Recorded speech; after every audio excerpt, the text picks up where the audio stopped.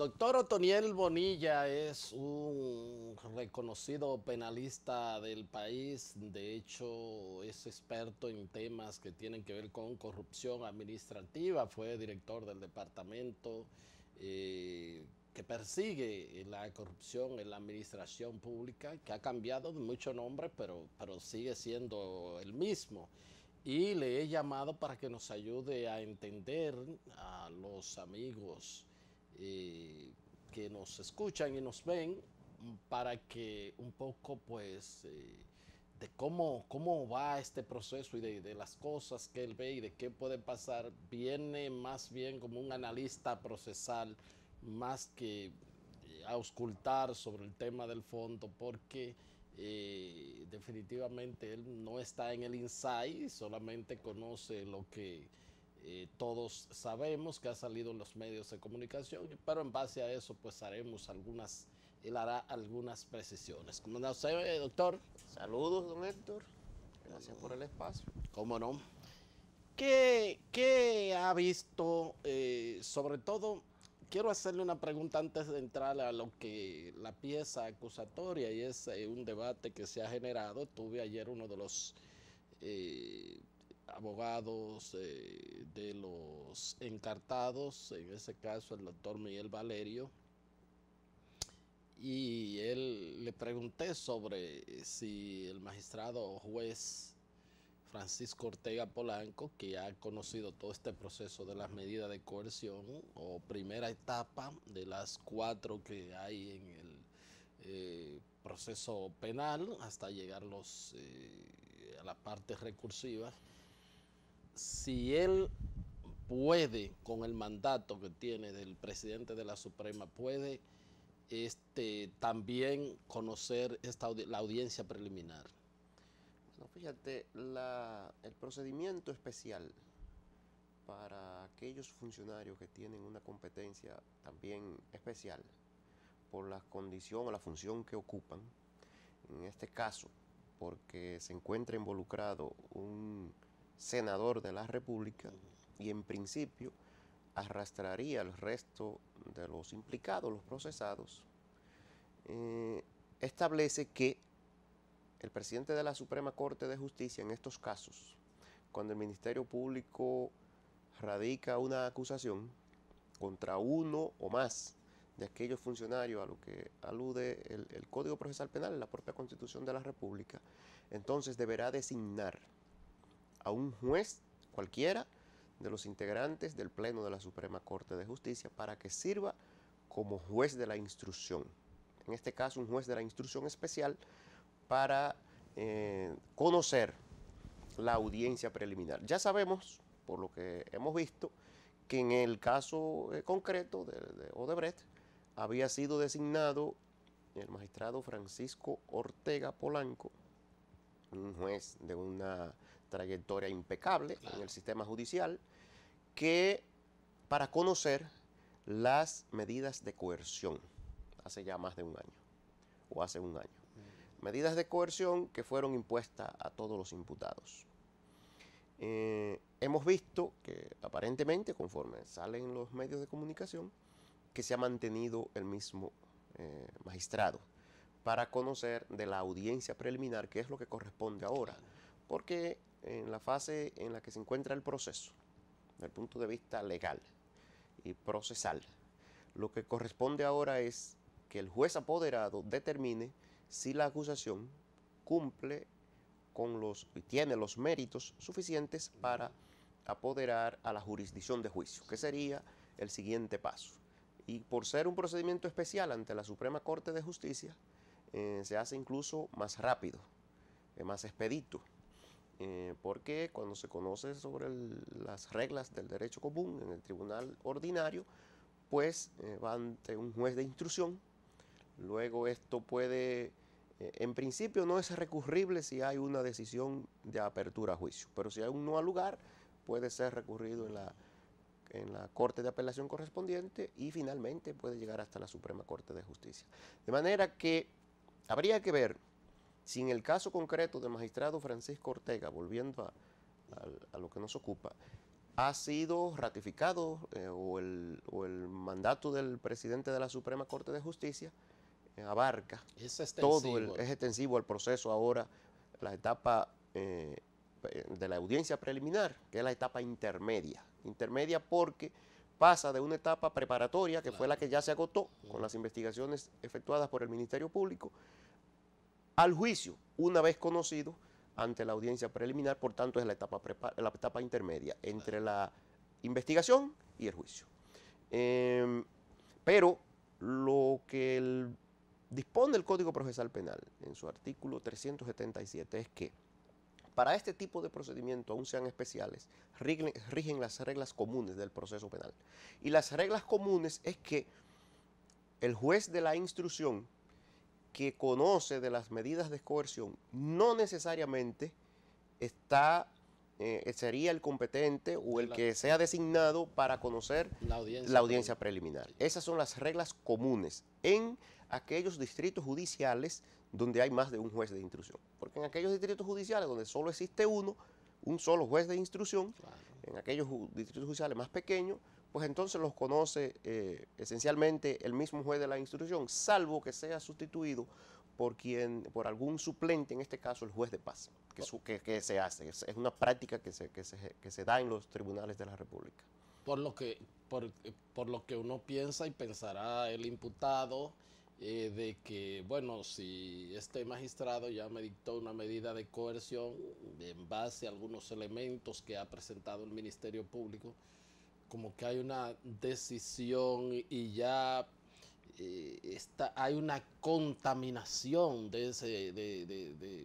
ese juez, contaminación en el sentido de que ya manoseó, de que ya tomó algunas medidas que el imputado entiende que pueden, que no le favorecen. Entonces podría pensar, bueno, yo necesito que otras personas que no han tenido contacto con este proceso, pues que evalúe, que sea quien conozca esta audiencia preliminar. Por eso en la práctica diaria, en los distritos judiciales, por ejemplo aquí en el Distrito Nacional, donde existe más de un juzgado de la instrucción, lo que ocurre es que se hace conforme a la ley un sorteo. La ley 5000 establece que en estos casos se designa un juez de la instrucción conforme a un sorteo que realiza la coordinación de los juzgados de la instrucción, en el caso concreto del Distrito Nacional. Y normalmente se excluye al juez de la instrucción que había conocido de las medidas de coerción y se sortea entre el resto de los magistrados que no han conocido el proceso. Porque si bien en la medida cautelar, cuando se conocen las medidas de coerción, no se toca el fondo, claro, no deja de que el magistrado apoderado, el juez apoderado, en este o en cualquier caso,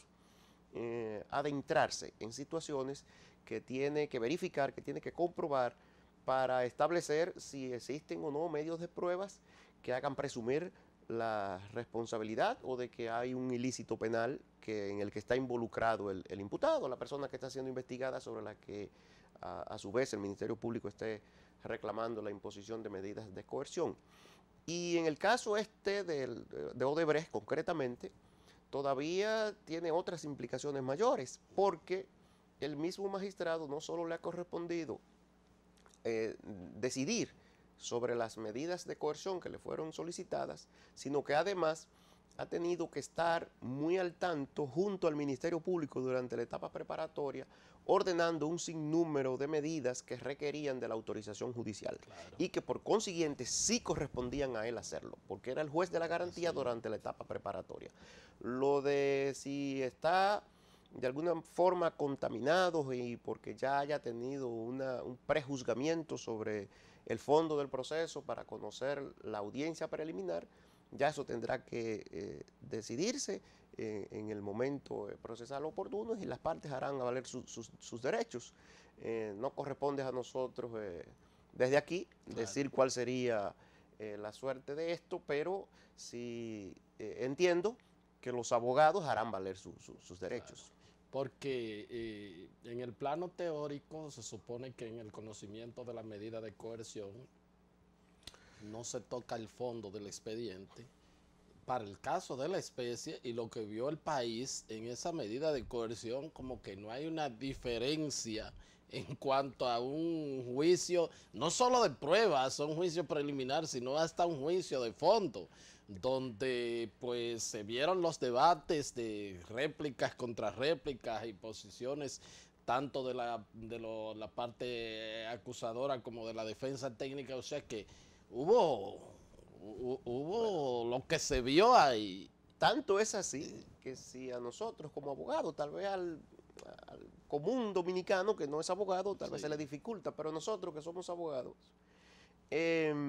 con lo que ha salido en los medios de comunicación, con lo que se debatió en la audiencia, porque uno le dio seguimiento, es un caso que requiere la atención de los profesionales del área. Y con esto ya conocemos bastante del fondo del asunto y no somos ni fiscales, ni jueces, ni abogados de las partes. Es decir que, y usted igual, lo hemos visto en los análisis, tiene bastante información y es la que ha surgido a partir de los medios de comunicación y las que se debatieron en la audiencia para conocer las medidas de coerción, que en realidad, y no en ese caso, sino en la cotidianidad de los casos, las audiencias iniciales de medidas de coerción son desnaturalizadas. Sí. Y lo hacen los jueces no porque quieran dañar el proceso, sino para garantizar justamente el derecho de las partes, sobre todo del imputado, sí, que en cuestiones tan sensitivas como estas, el Ministerio Público se pasa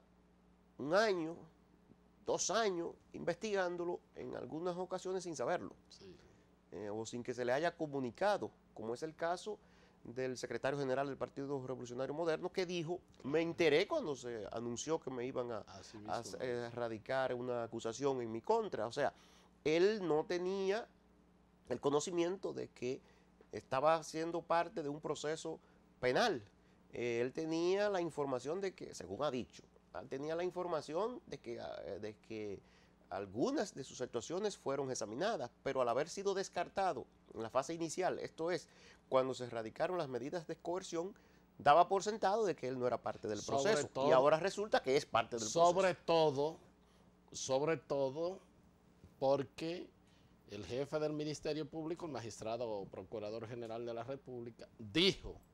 en esa ocasión, están todos los que son y son todos los que están. Después, con las críticas, dijo, bueno, podría variar, pero en varias ocasiones dio esa declaración. Que penosamente, yo diría, ha resultado, penosamente porque se implicó a ciudadanos, gente de una trayectoria política, en fin, se le implicó, se dijo que eran personas que habían comprometido su responsabilidad penal y que habían pruebas suficientes para encartarlos, para procesarlos e incluso para, en su momento oportuno, solicitar las condenas de rigor contra 8 de esos 14. Ahora resulta que no, que contrario a lo que se dijo previo a la solicitud de medidas cautelares, ahora se ha anunciado al país con la misma naturalidad con que se hizo al inicio, de que 8 de esos ciudadanos, entre ellos 3 integrantes del comité político del partido de gobierno, no son responsables de los hechos que se les atribuían. Entonces ahora, ¿cómo creer en si en aquella ocasión eran responsables y ahora no? O si los que fueron imputados públicamente en aquel momento y se mantienen. Yo no tengo los elementos para decir si los que fueron excluidos o los que se mantienen o el que fue incluido recientemente, el señor Chu Vázquez, es responsable penalmente. Yo no tengo los elementos para decirlo. Pero sí genera la duda, porque en un país como este, donde la institucionalidad es débil, eso no está en discusión, eso no está en debate, y donde el Procurador General de la República, de por sí es un funcionario designado en forma directa por el Presidente de la República, donde se favorecen a 3 integrantes del más alto organismo del partido de gobierno, genera dudas. Yo no estoy diciendo que se haya hecho por razones políticas, pero todos... Bueno, las dudas han comenzado a fluir. O sea, eso es una cuestión que